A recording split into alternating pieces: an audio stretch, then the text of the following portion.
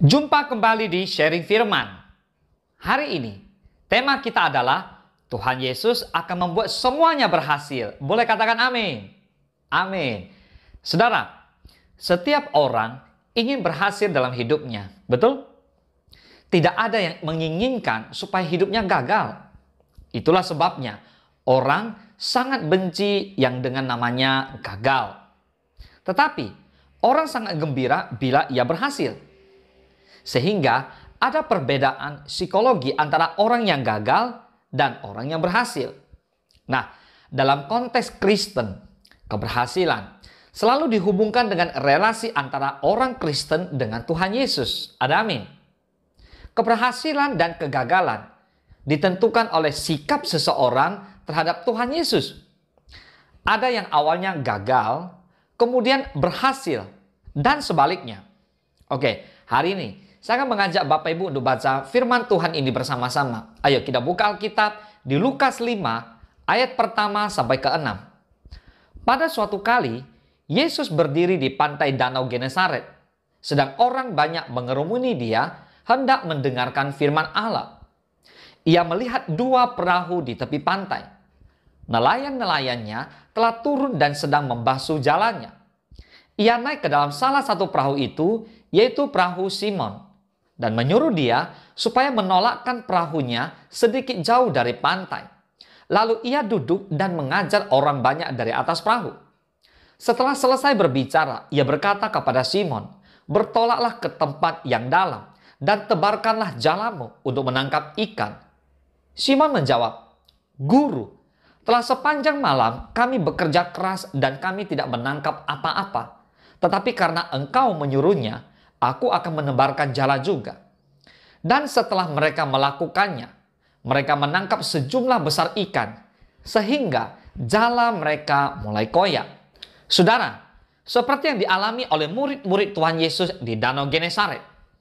Mereka gagal setelah semalaman menangkap ikan, dan ketika hari telah fajar menyingsing, ketika mereka sedang membasuh jala, dan Tuhan Yesus tiba-tiba menyuruh mereka untuk menangkap ikan. Dan ternyata berhasil. Dan ikan yang ditangkapnya sangat banyak. Wow, percayalah, Tuhan Yesus akan membuat semuanya berhasil. Boleh katakan amin? Matius 6 ayat ke-33. Tetapi carilah dahulu kerajaan Allah dan kebenarannya, maka semuanya itu akan ditambahkan kepadamu. Wow, ini ayat favorit saya, saudara. Kalau orang bertanya kepada kita nih, apa yang menjadi kunci keberhasilan kita dalam meraih sebuah sukses? Mungkin kita akan menjawab kerja keras. Mungkin yang lain akan menjawab keuletan. Dan yang lain berkata karena ketangguhan dan lain sebagainya. Semua adalah benar dari sudut pandang manusia yang memang harus bekerja keras, ulet, dan tangguh. Ya, namun apakah memang itu kunci sukses orang percaya? Sehingga kita begitu pongahnya mengatakan bahwa semua adalah hasil upaya kita sendiri. Ayo coba kita renungkan bersama-sama sebuah ayat firman Tuhan berikut ini. Amsal 10 ayat ke-22 yang mengatakan, "Berkat Tuhanlah yang menjadikan kaya, susah payah tidak akan menambahinya." Kalau membaca dan merenungkan ayat firman Tuhan ini, ternyata kunci sukses yang utama bukanlah kerja keras, keuletan, dan ketangguhan. Saudara, mencapai kesuksesan bukanlah karena upaya dan kerja keras kita semata-mata. Tetapi lebih daripada itu, semuanya adalah berkat Tuhan. Lantas bagaimana? Apa kunci sukses kita sebenarnya? Kunci sukses kita sebagai orang percaya dalam mencapai keberhasilan adalah yang pertama, mencari kerajaan surga dan kebenarannya terlebih dahulu. Mengapa demikian? Karena Tuhan Yesuslah yang akan membuat semuanya menjadi berhasil. Katakan amin. Selanjutnya, setia dan taat kepada setiap perintah Tuhan. Ini adalah seperti sebuah proses yang terjadi di dalam kehidupan kita setiap saat, yaitu mencari kerajaan surga dan kebenarannya. Lalu kemudian setia dan taat kepada perintahnya, yang diantaranya adalah agar tetap setiap orang percaya bekerja keras, tekun, dan sabar. Saudara, kerja keras memang harus, Tetapi tanpa Tuhan yang menopang, semuanya akan menjadi sia-sia. Kalau kita selalu mengutamakan Tuhan dan selalu mencari wajah-Nya terlebih dahulu sebelum melakukan segala sesuatu, maka semua akan ditambahkan kepada kita, umat yang dicintai-Nya.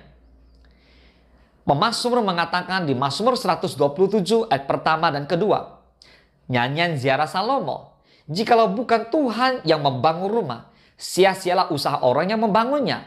Jikalau bukan Tuhan yang mengawal kota, sia-sialah pengawal berjaga-jaga.